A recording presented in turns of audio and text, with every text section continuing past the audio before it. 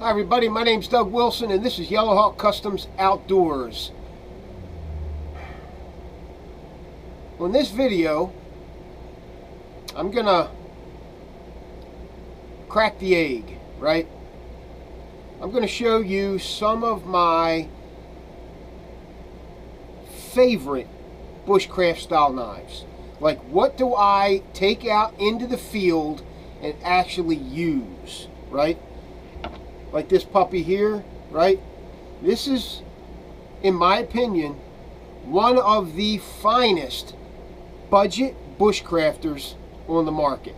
This is a Whisky Model 110 Puko.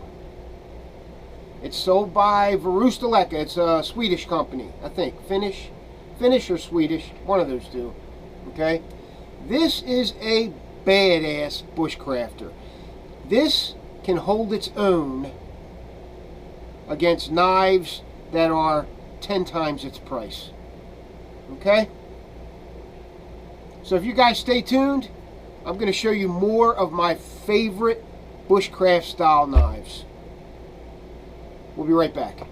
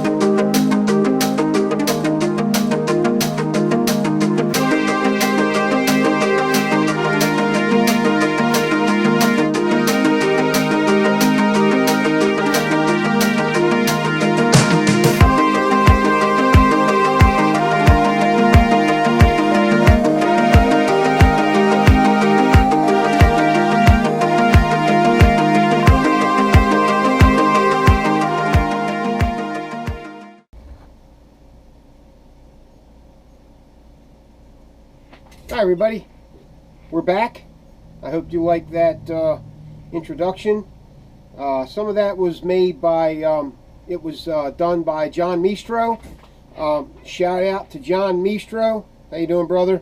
I'm glad to see you're back. Really. You're a talented guy. I'm very impressed with some of the things that you do. Okay, so, you caught me reprofiling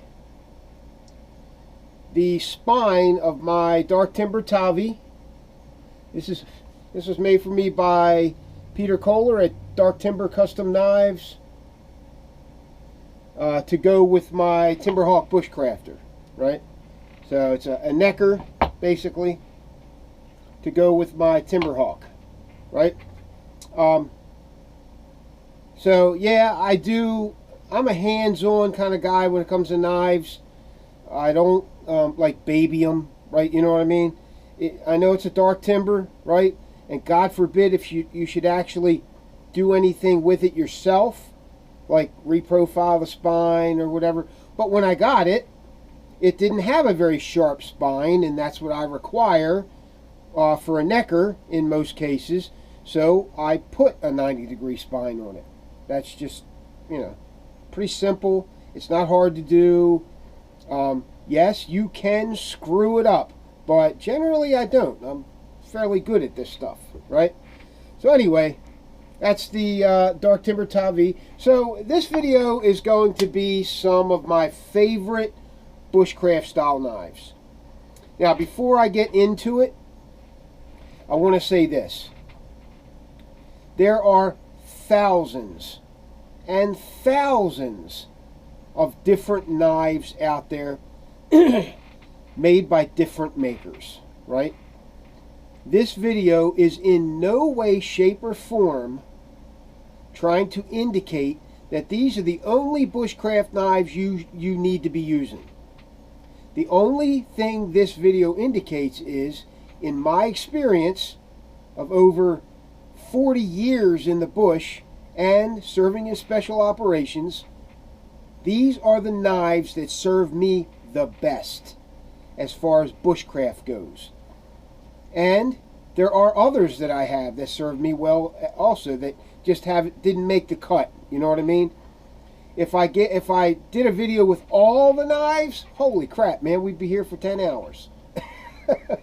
Okay, so let's get to it, right? Now, these are in no particular order, but I'm going to try to go with like my favoriteest down to, but it isn't going to necessarily turn out that way, okay?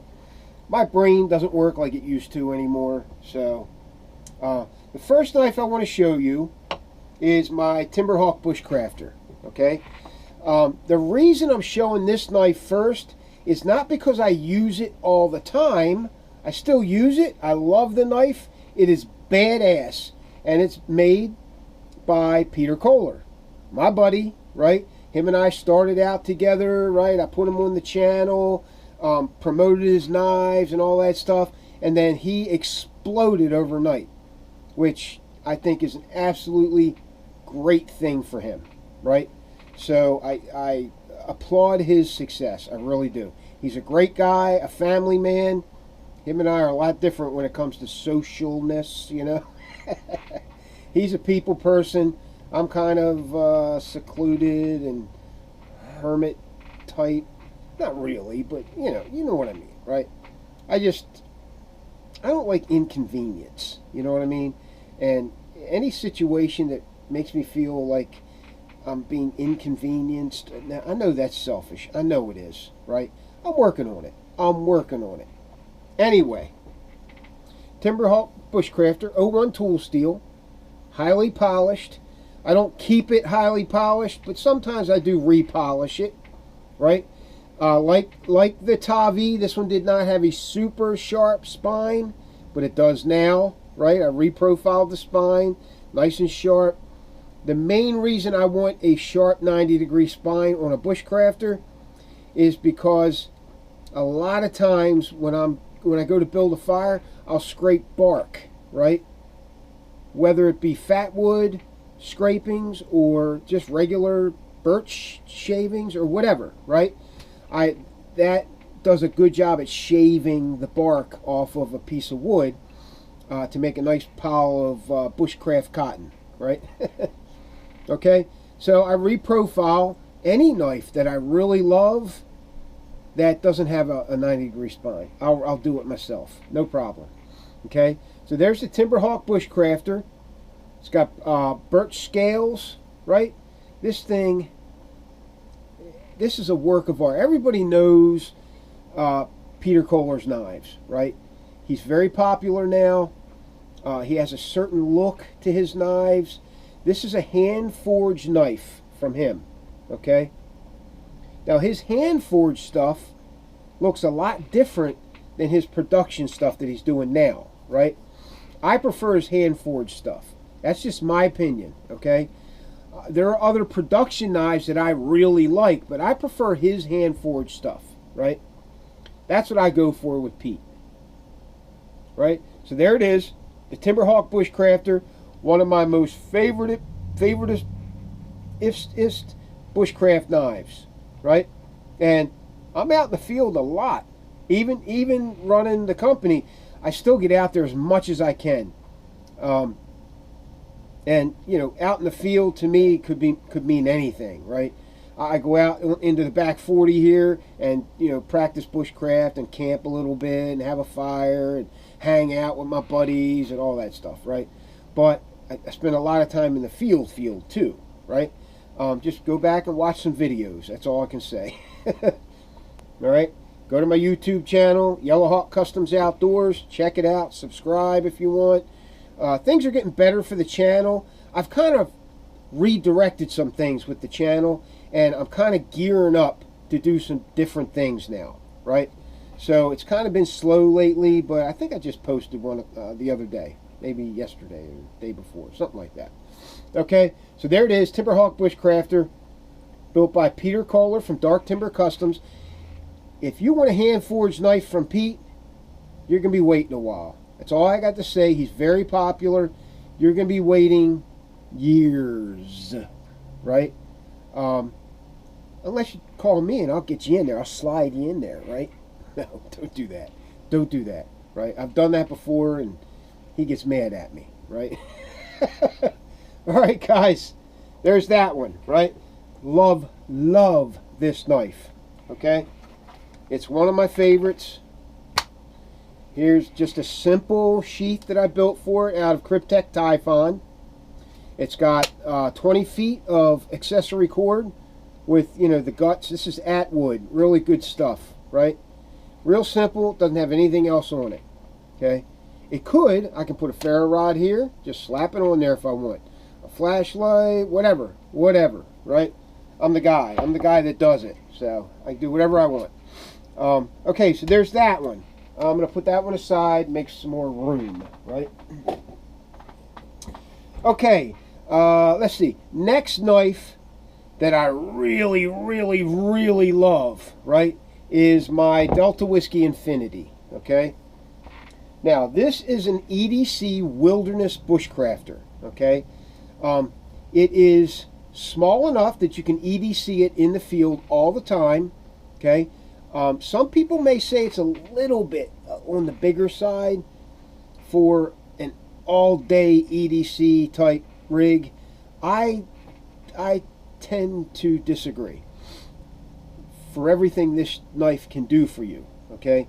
It took a long time designing and thinking this thing out before I asked LT Wright to build it, right? So this is the Delta Whisky Infinity EDC Wilderness Bushcrafter, right? And I put that in there, Wilderness Bushcraft, because it's heavy duty, more heavy duty than your normal, you know, Farnhawk Bushcrafter, right? This is heavy duty. You build shelters with this, chop with it. There's a myriad of uses for this knife, right? Even as a bow drill divot in the handle, right? And for you guys that say, you know, bow drill divot in the handle, why not? It's not hurting anything being there. It's not going to hurt you. It doesn't, you know, affect the way the knife feels in the hand or anything. Why not have it, right? You might need it. Okay, choke up choil, right? These happen to be O1 tool steel, cryo quenched, which aids a little bit in, you know, better wear resistance, more, you know, tougher, that kind of thing, okay? There's our logo, the white CO logo right there. I don't know if you can see that. There's a pout house on the other side. I'm gearing up to do a second run of these in CPM 3V. Possibly your choice of handle scales. Not sure yet on the handle scale thing. Okay, not sure yet. Got to talk to LT Wright. He's real busy. So, anyway, there it is. Micarta scales. The first run came in black with OD liners for the handle scales, or green with coyote liners. This one happens to be black with OD liners, right? And this one actually belongs to Enrico Tango. He lives in the Philippines. He has purchased many knife and sheath systems from me, right? Many. So there it is. This is the one that's going to him. I actually send him to New York, and then he either picks them up there. I'm sorry, California. He either picks them up there when he visits. He's got a big business, some kind of business, right? It's a left-handed sheath system, right? It's got an LDO2 Phoenix tactical light on the front here. Face mount ferro rod. A ceramic hone. Okay, it's a little different than we usually do. He wanted a ceramic hone on this, so I put a ceramic on there. This system, live fire on the back, no tech lock, no molly lock or whatever, but he can add them anytime he wants. He can put them on there, right? It's built for it. So anyway, there it is. Okay. Okay. Now this rig looks like it would be heavy, right? It's not. Okay. I go to great lengths to keep these things the toughest they can be, but also the lightest weight. Okay, I don't do like double skins and put a whole nother layer of Kydex on there. I used to do that for effect, for just make everything look cool and all, but I don't do that kind of stuff anymore unless the client wants it. I mean, you have it however you want it is the way I will build it, right? But I really like tough but lightweight. Okay, that's a huge concern of mine, being lightweight. All right, so there it is. The scuba webbing aids in the lightweightness. The nylon D-ring, lightweight, just not heavy. It's just not a heavy system, right? For what it is and what it does. I'll show you the back of it.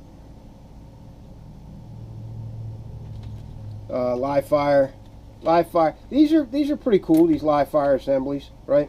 This is sure fire all the time, right? You always have fire with this on your sheath, right? Always. So with the ferro rod and the live fire, as long as you can find decent tinder and keep it relatively dry, you got it going on. Okay, you're building a fire. I don't care where you are. All right, there it is.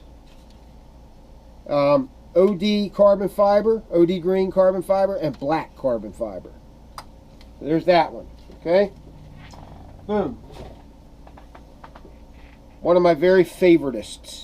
Not because I designed it, but because it does what I need it to do better than any other knife I've ever tried, used, handled, whatever. Okay? And I use a lot of different knives.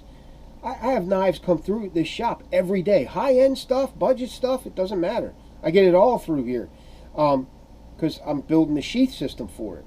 So I get to sample a lot of different knives. So when somebody says this knife is really great, blah blah blah blah blah, and it does this, and you should buy one, blah, blah, blah, and I get it in my hand and I say, I don't see what all the poop's about, right? It's just a knife, and it never sees a camera. I don't use it. I don't test it because it's just not for me, right? I get to test what I like, right? And if I like the knife, I'm getting one. I'm going to buy one, right? So, next knife. Real quick. Like I said, if I like it, I'm going to buy one. I had a chance to test the Spyderco Bushcrafter 01 tool steel. I love this knife. So I bought one, okay? Spyderco Bushcrafters, one of my favorite bushcraft style knives, right? 01 tool steel. I really think it should be CPM 3V, right? And they may make it in CPM 3V now, but when I got this, they didn't, okay? Great knife. I mean, really comfortable, blah, blah, blah, blah, blah, blah, blah, blah, blah, blah. I could go on and on and on and on, right? So, I bought one because I liked it, right? I had a chance to test it out. Great knife. One of these days, I'll do some type of review on it, but it's a great knife. So, just wanted to show you that one. Oh, look at that stab. Look, right in the box. Okay, who's next? Let's put the Tavi back in its sheath system. Actually, I got to strop this next, okay? Because I worked on the edge too. And this is a diamond steel, right? A diamond sharpener, right? This is the one I use for home most of the time, right? I use the diamond rods in the field, okay, which are just as effective. You just got to practice with them a little bit. That's all. So I'm going to have to strop this when I'm done, okay? So you saw the Tavi, right? This is one of my favorite neckers, right? And not because Pete built it, right? It's one of my favorite neckers because it's a badass knife that does what I need it to do. Now it does with a 90-degree spine, right? Okay, so I showed you that. It's just basic. It's got one of my flip-out ferro rod systems on it, right? Real convenient. I got a Sunto compass on it. Real simple, real effective. Okay, put that there. Okay, what's in there? Here's one. Okay, now this is a knife that I use a lot. Now, my Delta Whiskey Viper is not here. It's with Carson Falk at Hornet Custom Knives. He builds the knife, then he sends it to me, and I build the sheath system. That's the way it's supposed to work with this one, too. The Farnhawk, right? He builds the knife for you, then he sends me the knife, and you and I work on a sheath or sheath system for it, right? That's how it works. Delta Whiskey Farnhawk. Why do I like this knife over a lot of the other ones that I've tried? I did design it. It's my design. Sam helped with the handle a little bit. I had a different pommel portion on the back, something a little different. And he said, I think this will work better, Doug. Blah, blah. So we came up with this. Okay, so he helped me with the handle. So this is a collaboration between him and I. He did change his company's name, I think, but I don't know what it is. I just sent him a text, so hopefully he'll answer me. Okay, he might not like the other things I say. But anyway, Sam's a great guy. He's easy to work with, and he is a good young knife maker. Hand forged. These are hand forged blades, right? 80 CRV2. Great steel. I loved his choice of steel, so I kept it. Just lightweight, spry. It's got some fighting dimensions built into it. You know, double hand guard, real comfortable handle with a palm swell. It stays in your hand. That's what I like about this knife. It's light. It's easy to maneuver. It's easy to do small tasks with. The blade geometry lends itself to smaller tasks, but you can baton with it as well, things like that, right? It's just skeletonized handle and a tapered tang. Okay, it is a great knife. These are this is walnut burl. This is what I chose. You can choose anything you want for it, right? Just look up for now. I don't know the name of his new company, but it's Sam Farnworth. Just check him out on Facebook. You'll find him. Okay? He's a great young knife builder, right? I don't get into the politics of knife makers. I don't get into it. If I like a knife that a maker builds, then I like the knife, right? I don't get into the politics. Like, if somebody doesn't like a maker because he does this, or I don't care about that, right? I don't get into that, so please don't put me in that box, right? He's a good knife maker. Other guys are great knife makers. I don't get into the politics of stuff. You know what I mean? Just to let you guys know, right? This knife, I don't know. It's just something about it. Don Gamber said the same thing when he saw it. He's like, it's just something about that. I gotta have one. So he bought one, right? Anyway, so Delta Whiskey Farnhawk. There's the sheath system. This is a dual purpose holder. It'll hold anything, right? Anything I want to put in it that is round, right? There it is. Tabby dangler equipped, but you can actually take the plate off if you don't want to use it. There it is. Delta Whiskey Farnhawk, built by Sam Farnworth. There. Okay. What else we got here? I'm kind of consolidating them now. Okay. Let's see which one's next. You know what I mean? And you know what? When this video's over, I will have forgotten 3 or 4 knives I wanted to show. I guarantee it. Right? Happens all the time. Mike Wallace. Mike Wallace builds what I consider to be really combat-worthy, military-grade knives, right? Most of his knives are CPM 3V or CPM 154, which are my favorite steels. CPM 154 is a stainless version of CPM 3V. It's a powdered metal. Starts out as a powder, and it's a unique process. It's called powdered metallurgy that turns the powder and some other ingredients, other compounds, into a badass steel that you can build great knives from. Okay. Toughness and wear resistance are top notch on this steel, right? It can be a little more difficult to sharpen, but if you're decent at sharpening and you're using the right materials to sharpen, you shouldn't have much of a problem. Besides, you should never let your knife get dull enough that you have to re-sharpen it anyway. Okay, stropping is about all you need to be doing in the field. Stropping or running it on a ceramic, right? A ceramic hone, okay? So this is the BMF. I collaborate on 3 designs with Mike Wallace at wallaceedgedtools.com, okay? He just builds a badass. I mean, just look at it, okay? Look at it. If you've never had one in your hand, they are substantial. These things are built like brick shithouses, and a tank, like a tank and a brick shithouse had a baby. That's what this is. Okay. This is CPM 3V. Now this began as my design, and then him and I collaborated on some changes. Okay. So this is what we have come up with. It's the basic multifunction, the BMF. It is basically a traditional French trapper style design with modern materials that we put our own spin on, right? Got a pyro plug on there, which he is famous for. These things are like silky smooth for a bow drill, right? I've used this many times. It is very effective. Okay.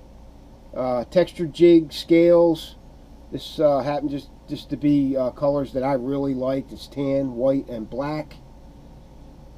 CPM 3V, like I said, 3/16 inch thick. Just one beast of a knife, right? Partial flat grind, right? It's just, love it. Love it. Just love the knife, right? Okay. It's part of this system right now. This is my quick clip system, right? So you got a piggyback system, right? And you want to wear the piggyback separate. Oh, look at that. Look at that. Just comes right off, right? But it's on there extremely secure, right? Lift up the tab, put it back on, snap it back into place. It's not going anywhere. It's not going anywhere. Okay? Then I just have an Izula piggyback to the front of it. Okay? This is just for, I wanted to show people this system, and I had to put it together like quicker. So I used this knife to do it. There it is. Combat lock on the back. I really like these combat locks. They are very secure. It's got a locking button. You know, you push the button over and then you can open it. It just doesn't open with the button. Okay? Anyway, there it is. It's the system. Quick clip. Oh, that is so badass. Right? That is so badass. Okay, there's that. So that's the BMF. I call it the BMF Bushcrafter, right? Just, it's the steel that really makes that knife. And the geometry and the kind of sleeping belly there. I'm a belly guy. As is evidenced by the Delta Whisky Infinity, the Delta Whisky Backcountry. This is the other one that Mike Wallace builds. This is the Backcountry. This is more of a full-on wilderness blade, right? You're building shelters, you're surviving. This is the knife that I would take, personally.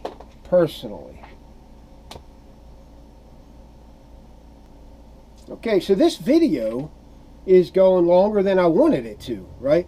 But you're seeing a lot of different bushcraft style knives that are just simply badass, that work well for me in the field, right? So, real quick, more companion. Best bushcraft knife, one of the best budget bushcraft knives, right? Phenomenal woodworker, very comfortable. It's not the strongest knife in the pot, in the bucket, but it's not meant to be. This is a nimble woodworker, right? It's a Mora Companion. Great little knives. They're like 14 bucks. You can't beat it. Okay.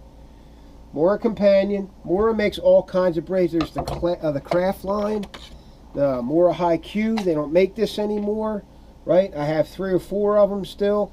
I can reprofile the spine to be a 90 degree.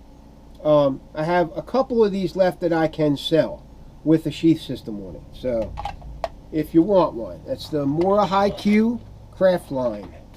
Craft line. All right. I showed you the Whisky 110. Okay. Great budget bushcrafter. I think these are about 40 bucks. Right. I do build a knife and sheath system featuring this knife. Right. You can go on my eBay listings, and there is one on there. Right. If you don't like the way it is, contact me and we'll change it for you. Right. You may incur an extra cost involved. It depends on what you want. But the one that I have in there is a tabby dangler. It's got a tech lock on it. Maybe a sharpener, small sharpener. Okay. Whisky 110, extremely effective budget bushcrafter. Full tang. I mean, that steel goes all the way through that handle, nice and thick. Looks like 5/32, right? So pretty thick for a bushcrafter. You know, well, not thick for a bushcrafter, but sturdy, right? And here's the 140. Whisky Puko 140. Okay. So the 110 and the 140. Let's put the blades together. 110, 140. All right.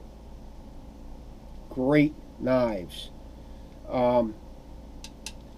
Basically 1095 tool steel. Basically, they call it something different, but it's got the properties of basically 1095. Okay.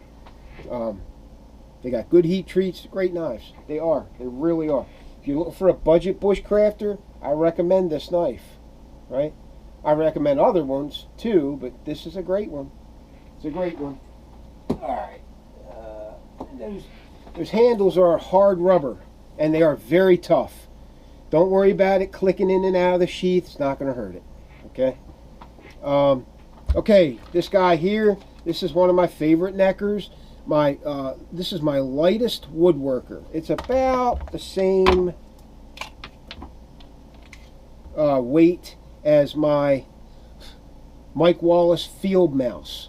This is my favorite necker right now. This is the one that I wear the most, right? CPM 154. You can't beat it. And it's a little smaller than that knife. But when I want to be a traditional bushcrafty kind of guy, right, and I want to be nostalgic with a leather sheath, this is the one I use. It's a Kellam Bushcrafter, right? Kellam. Kellam. Kellam. One of the other reasons I really like it, it's a good sturdy little knife, a birch handle, but they're not that expensive. I think they're like 60 bucks, 70 bucks, which is very good for a quality Puko. Okay, there's that. Got some stuff on it, a little diamond rod sharpener, a ferro rod, a striker, got a compass on there, Sunto compass. Great little light traditional bushcrafter. Kellam. Okay, I'm not even going to show it. This is one of our old BMFs. This is the BMF 1. Okay, these are the ones that I was having made in England, right? 01 tool steel. It's got a super sharp 90-degree spine. I don't use it that much anymore, but I sold a boatload of these a couple years ago. Up until about a couple of years ago, we were offering these. But then it was getting too hard dealing with the guys across the Great Pond, right? They were screwing shit up, and you know, the knives were coming back with the wrong thickness, and just a pain in the ass. So I scratched it, and I went with a custom style of this, which is that BMF I showed you by Mike Wallace. Okay. So it's a great knife. I still use it sometimes. Okay, what's next? What's next? Here's another one of my favorite bushcrafters. This was made for me by Brenton Good at Quick Hatch Knives. This is his Trapper. I picked the handle scales. He even engraved it with DW Yellow Hawk Customs, right? Now I blued the blade because this is 01 tool steel, and the bluing really resists rust pretty well, okay? So I blued the blade. You can't see the marking, but you can just see the watermark of his design, his polar bear thingy, whatever that is. Bear? Maybe it's a badger. Looks like a bear. I think it's a bear. Anyway, there it is.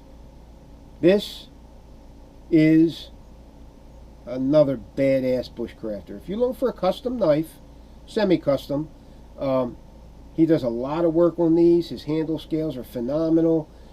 Just a beautiful, effective knife for the field. Okay, I'm torn between, I'm torn about the pine cone resin scales. I'm not really sold on them yet because I believe, unless it's really impregnated with resin really well, that the water can get in to the pine cone part of it. Okay, but I'm not going there right now. Okay, not even going to go there. Somebody will get upset and they'll get their panties in a bunch, and then I'll have to fend off. Anyway, I love the knife. I love the handle. It's a great handle. Haven't any problems with it. I'm just not 100% sold on these pine cone scales. That's all. That's all. He's got other types of scales that you can get. And if you want pine cone, it's badass looking, right? So go for it. Go for it. What's the worst can happen? You waste $300. Just teasing. Brenton Good, Quick Hatch Knives, great knives. Here's the sheath system I built for it. This is my personal knife, personal sheath system, Phoenix E05. Got one of my standard compasses. These compasses work. They do. That's why I use them, right? But they're nothing to like scream about. It's just a decent standard mini compass. It's got a rotating bezel, right? Not the highest quality, but not the lowest quality either, right? If you want something nicer, a little bit more precision, go with the Sunto, right? Okay, there's that. Black Raptor. Got a combat lock on this one. This is a different type of combat lock. It kind of detent buttons on the side. I like these combat locks. They're very secure. I like them better than Tech Locks. But Tech Lock is a great clip too. I use them. I use them because they work, and they work well. These are the best clips on the market, right? As far as I'm concerned, the toughest, right? You're paying a little bit more for them, but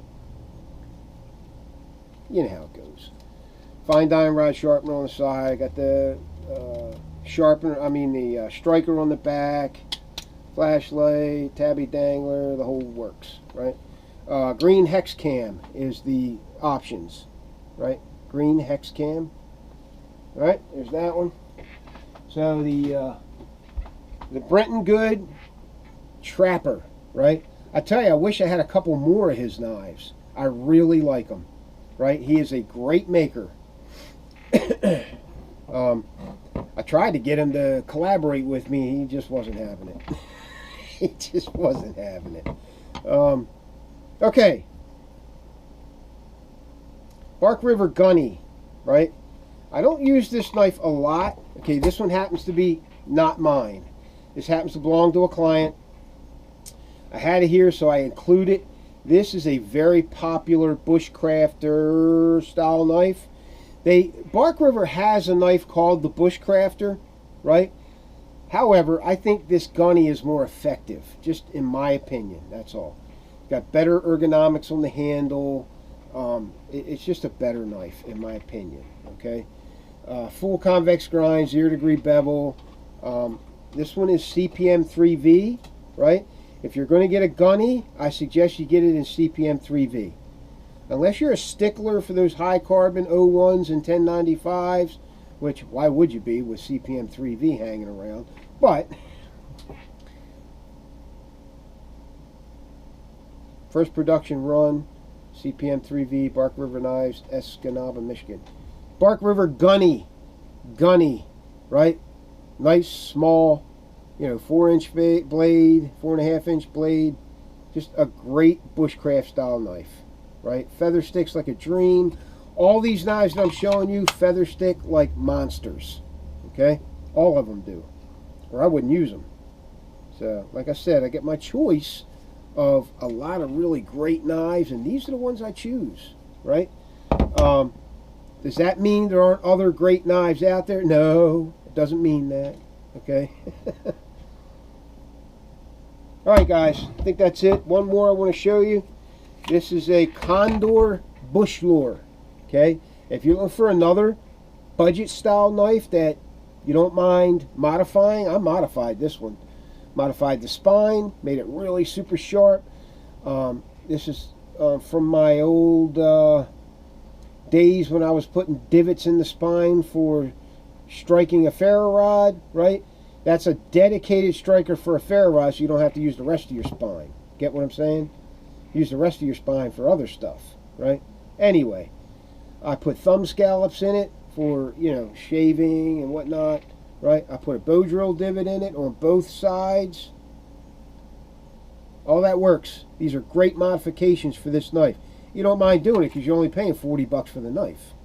So, 1070 maybe, 1065 steel. Just a run-of-the-mill good steel, high carbon. Got to keep it oiled. All these high carbon steels, 01, 1095. 1070, 1060, blah, blah, blah, A1, blah, blah, blah, blah, blah, blah, 01, right? You need to oil those blades or they will absolutely 100% rust on you in the field. Overnight. A lot of them will rust overnight. Hell, in a few hours in some cases. Really depends on how they treat the metal. I've had 01 tool steel knives rust in 3 hours. And I've had other ones that get wet that take all night to show some rust. Just depends on the maker and how they're treating it, heat treating and whatnot, tempering. Okay, that's it. This is our slide lock belt clip, right? Not as nice as a Tech Lock, but they are a little cheaper. They are easier to use. Got 2 detents, pull up the thing, right? Put it back down, snap it into place. You're good to go. Real easy to use, okay? All right, guys. Hope you enjoyed the video. These are some of the bushcraft knives that I really, really like. See ya!